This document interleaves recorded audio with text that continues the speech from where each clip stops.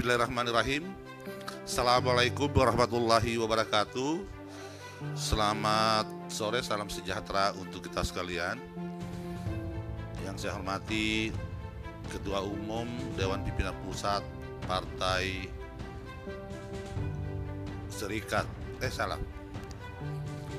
Partai Solidaritas Indonesia beserta jajaran Dewan Pimpinan Pusat yang baru selesai dilantik pada sore hari ini. Dewan Pendiri Partai, Dewan Pertimbangan, Dewan Pakar yang hadir pada hari ini, dan terutama teman-teman media yang dari tadi siang sudah standby. Insya Allah ke depan Partai Solidaritas Indonesia akan menjadi mitra terbaik daripada teman-teman media, karena kami sadar kami akan berarti, kami tidak akan berarti apa-apa tanpa ada teman-teman media yang mau menemani kami dalam perjuangan ini. Terima kasih kepada panutan kami, Pak Jokowi, yang menjadi inspirasi buat PSI. Insya Allah kami akan selalu berkoordinasi dengan beliau dan akan terus memperjuangkan nilai-nilai perjuangan yang sudah ditanamkan oleh beliau selama ini. Terima kasih juga tentunya kita sampaikan kepada Bapak Prabowo sebagai Presiden Republik Indonesia yang dengan tegas dan tanpa malu dan terus terang selalu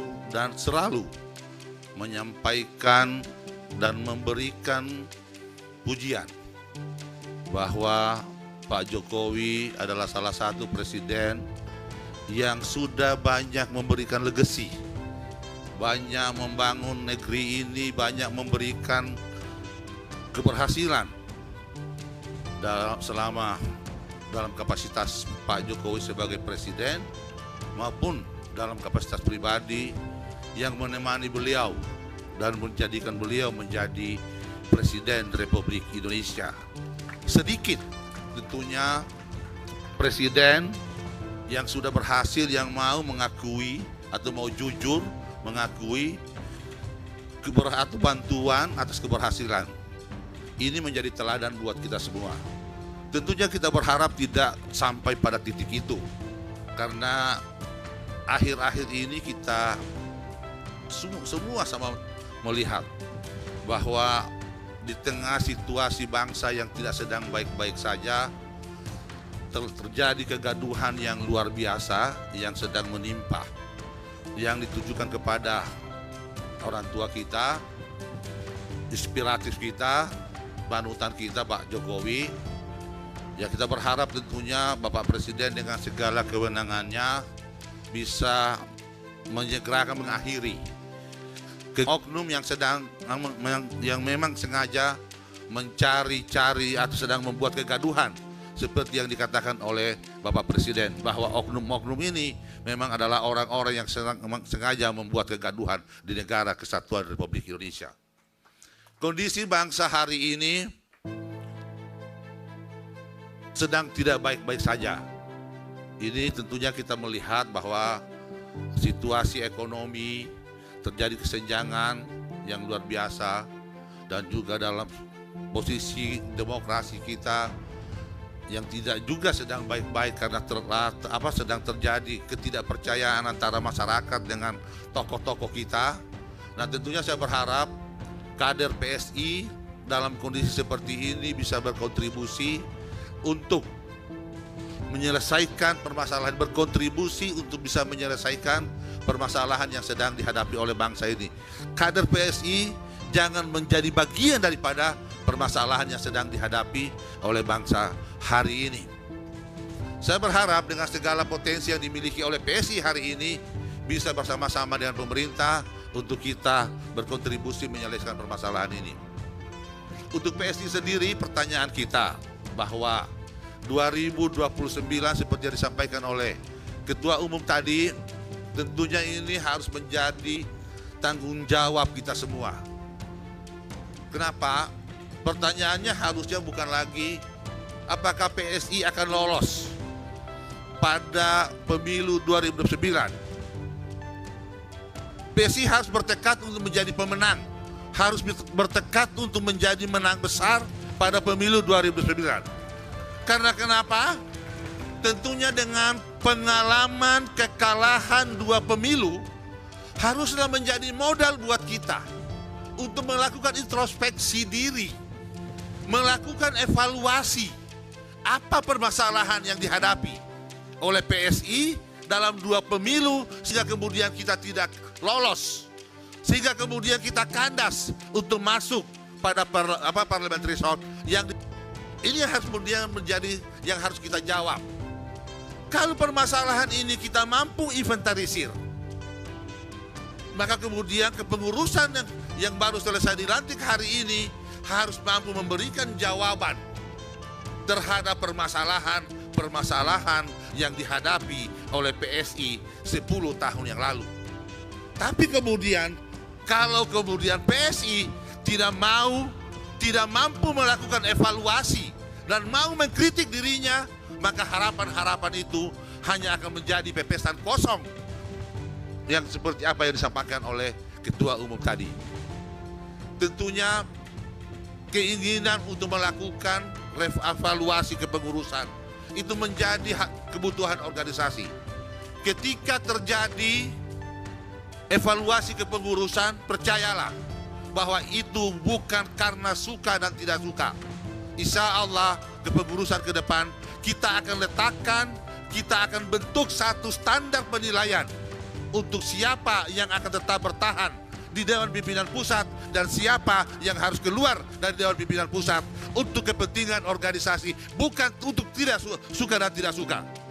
Ke depan tidak ada lagi pikiran-pikiran orang PSI lama maupun orang PSI baru, tapi semua kita harus samakan cara pandang kita bahwa yang ada adalah PSI dengan cara berpikir baru untuk kepentingan bangsa dan negara. Ini yang harus kita tanamkan pada diri kita. Waktu 3 bulan saya pikir adalah waktu yang cukup. Kedepannya di samping tidak hanya kesekretariatan, memulai kerja konsolidasi, Pak Sekjen mungkin menjadi kebutuhan organisasi kita adalah menyiapkan sistem kepartaian yang komprehensif, sehingga ketika ada kebijakan-kebijakan partai yang diambil harus berbasis aturan yang memang betul-betul sudah menjadi kesepakatan di internal partai, sehingga di dalam partai ini tidak ada lagi si fulan orang si ini, orang si ini, tapi semua adalah orang ketua umum. Dalam berorganisasi haruslah kita tanamkan pada diri kita kerelaan kita untuk dipimpin dan kerelaan kita untuk memimpin. Siapapun ketua umum, itu adalah kewajiban kita untuk taat kepada ketua umum. Tidak dipandang siapa yang lebih tinggi, siapa yang lebih pintar, tapi siapa ketua umum, disitulah patron kita. Tidak ada matahari kembar di partai ini menurut saya. Saya hadir di partai ini untuk mendampingi ketua umum, insya Allah untuk memimpin konsolidasi bersama-sama. Saya juga tidak akan bisa menjadi apa-apa tanpa ada kita semua untuk bisa bekerja sama. Saya berharap sekali lagi kebutuhan organisasi ke depan, mari kita memulai melakukan konsolidasi. Kita jangan berbicara tentang pemenangan 2029, tapi mari kita membicarakan tentang kesiapan organisasi kita untuk bisa lolos pada verifikasi. Lolos verifikasi adalah melengkapi organisasi. Melengkapi organisasi bukan hanya kebutuhan untuk verifikasi, tapi syarat untuk menjadi pemenang 2029 adalah melengkapi struktur organisasi sendiri. Untuk itu kepada seluruh kader di daerah, saya berharap tentunya mewakili ketua umum menyampaikan pesan bahwa saya berharap semua kantor-kantor Dewan Pimpinan Daerah maupun kantor-kantor Dewan Pimpinan Wilayah Partai PSI seluruh Indonesia dibuka secara lebar, pintunya dibuka untuk menjadi pelayanan, tempat pelayanan masyarakat, di mana masyarakat Indonesia harus bisa mengakses seluruh kantor-kantor PSI di seluruh Indonesia. Di kantor-kantor PSI harus disiapkan fasilitas. ada fasilitas wifi gratis di kantor-kantor kegiatan-kegiatan sosial, sehingga PSI semakin kita dekatkan dengan masyarakat yang ada. Kita berharap ke depan setiap ada permasalahan di desa yang ada di pikiran masyarakat adalah PSI solusinya. Kalau itu mampu kita lakukan, insya Allah harapan ketua umum itu akan menjadi kenyataan. Harapan ketua umum, kita punya modal besar. Pak Jokowi itu adalah modal utama kita, Mas Kaisang itu adalah modal utama kita. Maka menjadi kewajiban kita adalah menjaga dua tokoh ini, menjaga image kedua tokoh ini, sehingga di hadapan masyarakat selalu tetap kelihatan baik. Dan saya berharap sekali lagi, Pak Jokowi, saya berpesan, Pak Jokowi tidak membutuhkan kita, tapi PSI membutuhkan Pak Jokowi. Semua kader PSI harus berani berdiri di barisan terdepan untuk menjaga kehormatan Pak Jokowi. Selama ini Pak Jokowi dikuyu-kuyu, tidak ada kader PSI yang berani berbicara. Semua takut, semua dia membeok. Ke depan tidak boleh lagi seperti itu. Kalau kita mengaku sebagai kader, kita mengaku Pak Jokowi sebagai panutan kita, maka kita harus berdiri di garis terdepan untuk menjaga kehormatan beliau. Setuju? Sanggup? Saya pikir ini saya bisa sampaikan, lebih kurang saya mohon maaf. Sekian dan bila itu kita. Assalamualaikum warahmatullahi wabarakatuh. Waalaikumsalam.